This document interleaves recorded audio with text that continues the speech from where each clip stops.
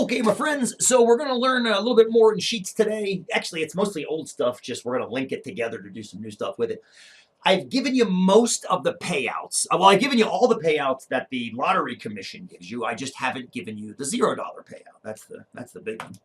We've got to make sure we account for that because that's going to end up being the loss. Actually, I'll color that red so you see it. That is a loss indeed. So that's going to be the these are all wins up here. And those are the ones, of course, they advertise. They don't advertise the losses. So I've entered a few of the first few odds in, and I want you to notice carefully how I entered these in.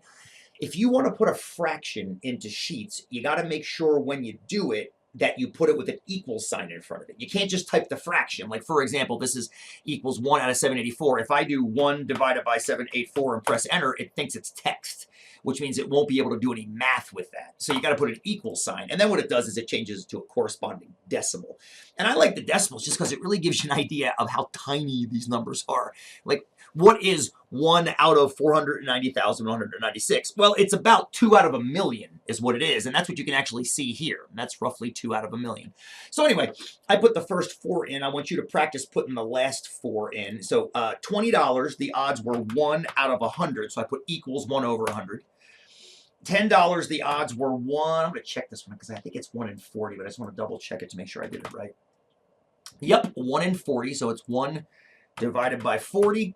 $4 win is equals 1 out of 9, so out of every 9 tickets. A $2 win is 1 out of 8. Every 8 tickets should have, on average, one $2 winner. And then $0 has to be whatever's left.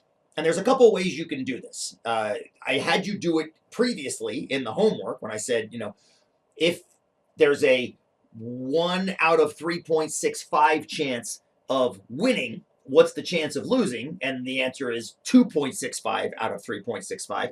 Many of you could have done it. Maybe you could put it in that way. You can go equals 2.65 divided by 3.65. That's a perfectly valid fraction, and it equals about 73%.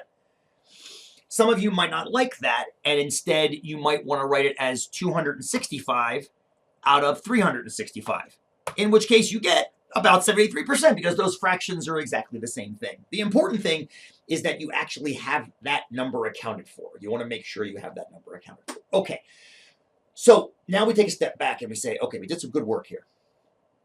What you actually have is everything you need to do the expected value, because remember, how do you find the expected value of an experiment like this? You take each payout times the rate of its occurrence and then add them all together. So I'm going to create a column right over here to do that with.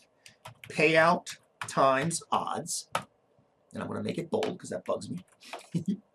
And then I'm just going to simply go, okay, I'm going to go equals that payout times those odds.